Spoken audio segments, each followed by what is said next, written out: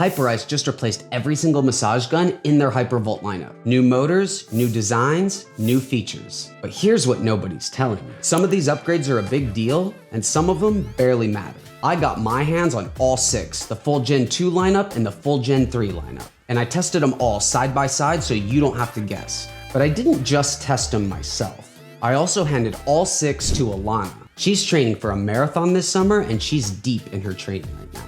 I had her use every single one across a full week of real runs, real soreness, real recovery. And she did not hold back on her opinions. By the end of this video, you'll know what changed, what actually matters, and which one you should buy. And honestly, a couple of these caught me off guard.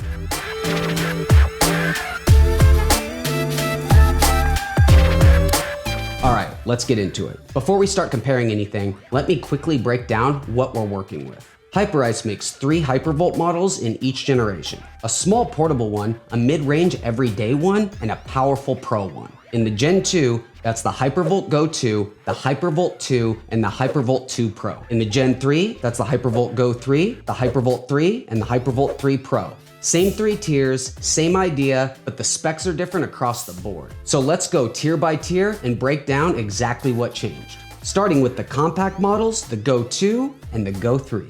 The Go 2 weighs 1.5 pounds. It's tiny. It's the kind of massage gun you throw in your gym bag or carry on and then forget about it until you need it. It's got a 40-watt brushless motor, 3 speed settings, and about 3 hours of battery life. It comes with 2 attachment heads, a flat and a bullet. It charges with a USB-A to USB-C cable, and it's TSA approved, so you can fly with it. For what it is, the Go 2 is solid. It's not trying to be the most powerful thing in the world. It's trying to be small, light, and good enough to loosen you up wherever you are. And it does that well. Now, the Go 3, and right away you notice Hyperice made some real changes here.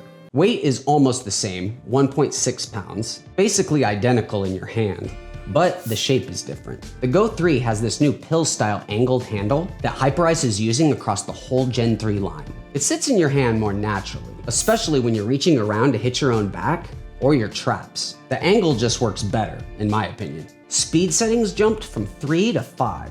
That's a real upgrade on a compact gun. Having those extra steps means you can dial something in gentle enough for your neck or sore shin and still crank it up when you need it to dig into a tight calf or a knotted forearm. The motor runs between 1500 and 2500 RPM. Battery life went from 3 hours to 4 hours. That's a full extra hour, which is great for travel days or if you're someone who forgets to charge things. Charging is now USB-C, which is a welcome change. The Go 2 used a USB-C-A to USB-C cable, which in 2026 feels dated. The Go 3 is straight USB-C. The Go 3 also comes with a premium carry case, which the Go 2 didn't include. Small thing, but nice to have. Attachment heads are a little different too.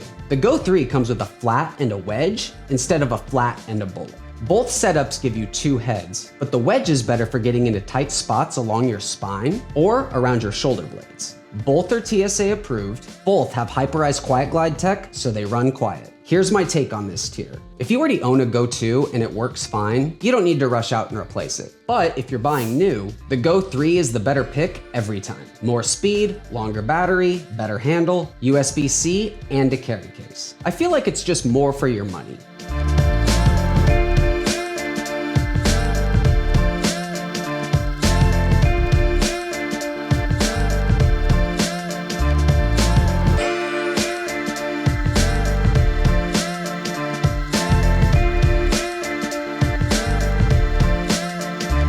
So Ilana, before this test, what was your recovery routine actually like? Were you using massage guns at all? I had very briefly in the past. Typically I would just kind of let my body rest, maybe do some foam rolling, stretching after longer runs or workouts, but yeah. I gave you all 6 at once. How did you decide how to test them?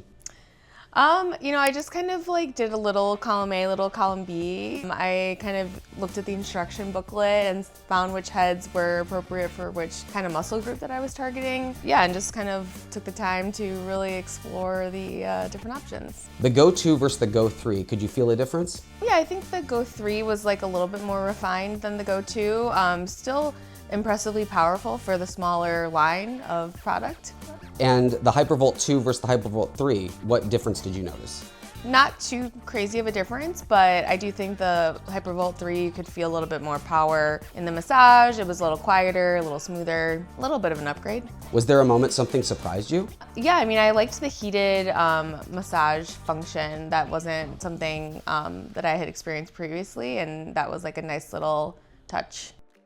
Now, the mid-range. This is where it gets interesting because this is the tier that most people should be looking at. The Hypervolt 2 weighs 1.8 pounds. It runs a 60-watt brushless motor with 3 speeds. Battery life is 3 hours. It comes with 5 attachment heads: fork, ball, cushion, flat, and bullet. It connects to the Hyperice app through Bluetooth, so you can get guided routines and automatic speed control. And it has Hypervolt's pressure sensor built in, which shows you on screen how hard you're pressing into your muscle. That's actually a really useful feature because most people either press way too hard or not hard enough, and the sensor takes the guessing out of it. The Hypervolt 2 has been the default recommendation for a long time. It's the one I would have told people to buy 6 months ago. It just works. But the Hypervolt 3 pushes everything forward, even the weight class. The weight went up slightly from 1.8 to 2 pounds. On top of that, the Hypervolt 3 has a completely new handle design. It's the same pill-shaped slanted grip from the Go 3, and the way the weight is balanced now, it actually feels easier to hold and move around now, even though it's a tiny bit heavier on paper. When you're reaching behind yourself to hit your lower back, or working at an awkward angle on your hip, your wrist doesn't fight you the way it used to. Speeds went up from 3 to 5. Same as the Go, this is a real quality of life upgrade. 3 speeds always felt like you were choosing between not quite enough and a little too much. 5 speeds let you actually find the right setting for what you need on that specific day.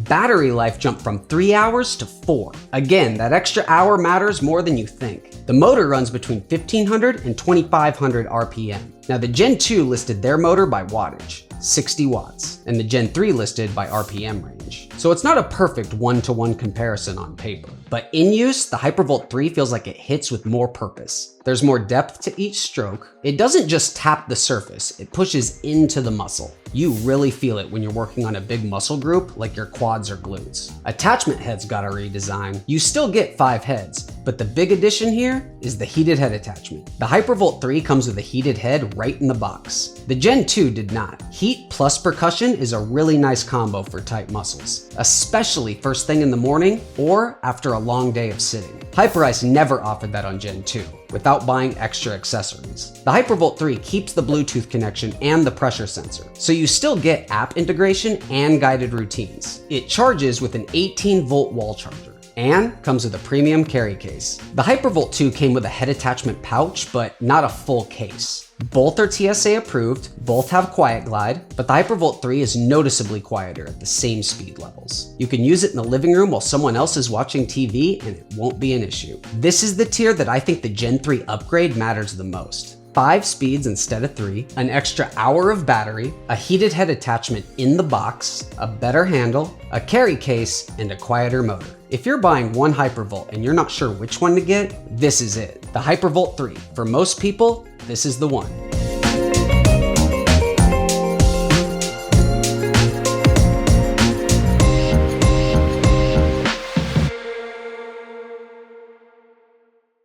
All right, now for the Pro tier. The Hypervolt 2 Pro versus the Hypervolt 3 Pro. Before I get into it, let me be real with you. Most people watching this do not need a Pro model. If you work out a few times a week, you run, you play a sport, the regular Hypervolt 3 is more than enough. The Pro is built for 2 types of people. Professionals that use these on clients all day, physical therapists, sports trainers, chiropractors, and serious athletes who train really hard and have really dense, built-up muscle that needs extra force to work through. If that's not you, jump ahead to my final picks. I'll put my timestamps on screen. But if that is you, pay attention, because this is where Gen 3 made the biggest leap. The Hypervolt 2 Pro weighs 2.6 pounds. It has a 90-watt brushless motor, the strongest in the Gen 2 lineup by a lot. 5 speeds, 3 hours of battery life, 5 attachment heads, fork, ball, cushion, flat, bullet, Bluetooth for the Hyperice app, pressure sensor built in, and a digital speed dial to cycle through those 5 speeds.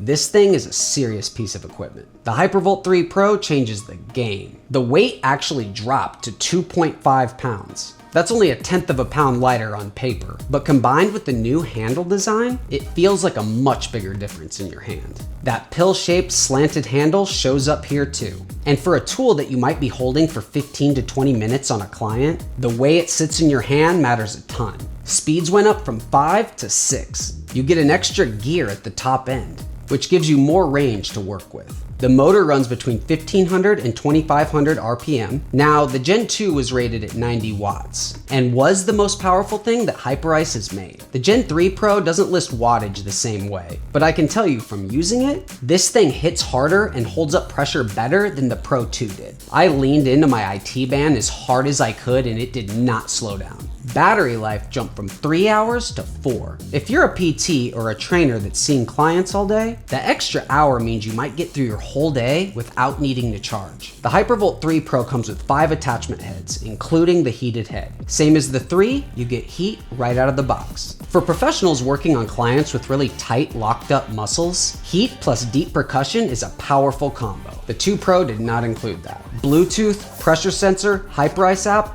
all still there. Charges with an 18-volt wall charger. And once again, comes with the premium carry case. But here's the thing that matters most if you're using this thing for a living. The vibration that comes back through the handle is way less on the 3 Pro. The 2 Pro had this issue if you ran it at high speeds for 10 or 15 minutes on someone, your hand and your forearm would be feeling it. By the end of a full day with clients, your grip was gone. The 3 Pro has that fixed. The handle absorbs more vibration and your hand stays fresh. If you're using these 8 hours a day, that's the single biggest reason to upgrade. It's also quieter. The Pro 2 was the loudest in the Gen 2 lineup because it had the biggest motor. The 3 Pro is still the loudest in the Gen 3, but the gap is way smaller. You can have a normal conversation in a room when someone's using it. Both are TSA approved, both have Quiet Glide. If you're a professional and the Pro 2 is your daily tool, the Pro 3 is a real upgrade. Lighter feel, less hand fatigue, extra speed, longer battery, heated head, and carry case. It's the best massage gun Hyperice has ever made.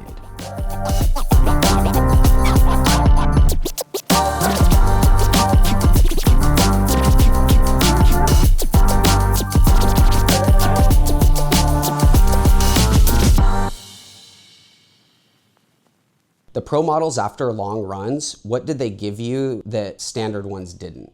I think just like a little bit more power, just like a nice kind of consistent massage vibe. They lasted a little bit longer battery life. Yeah, and like the weight, the heft of them, you know, makes the massage a little bit more like intense in a good way, I would say.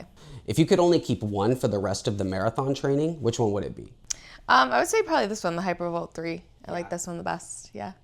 What would you tell runners that have never owned a massage gun before? I would say it's great to incorporate into your recovery, into your training. I mean, everyone loves getting a massage from like, you know, a professional masseuse, or if you go to physical therapy, you know, they always kind of like work out your knots and your kinks. But I think that this is just like a great alternative to those, and you can just do it in the convenience of your own home. Well, cool. Well, thank you for giving it a shot. Yeah, appreciate it. All right, let me make this simple. Here's what I would tell you depending on where you're at. If you already own the Gen 2 and it still works for you, keep it. The Gen 3 is better across the board, but your Gen 2 didn't suddenly stop working. Ride it out until it dies, or until you can find a really good deal on the Gen 3. If you own a Hypervolt 2 Pro and you use it on clients every day, the 3 Pro is worth the immediate upgrade. The better handle, the less fatigue in your hand, and that extra hour of battery life will make a real difference over a full workday. If you're buying your first Hypervolt, go Gen 3. No question. Don't even look at Gen 2 unless it's on huge clearance. And if you want one recommendation, one model for most people, it's the Hypervolt 3. Not the Go, not the Pro. The regular Hypervolt 3. 5 speeds, 4-hour battery, heated head in the box, quiet motor, great handle, carry case included. It's definitely the sweet spot. The Go 3 if you need the smallest, lightest option for travel. The Hypervolt 3 Pro if you're a trainer, a therapist, or a high-level athlete who needs that extra power. And whatever one you pick, actually use it. 5 minutes a day with any of these will do more for your body than any Pro model just sitting in your closet. The best massage gun is the one you actually pick up. If this helped you figure out which one to grab, hit that like button. It actually helps this video reach more people. And if you want me to do a full breakdown on attachment heads, which ones to use on which muscle groups, tell me in the comments because I have a lot of thoughts on that. Subscribe if you're new, and I'll catch you on the next one.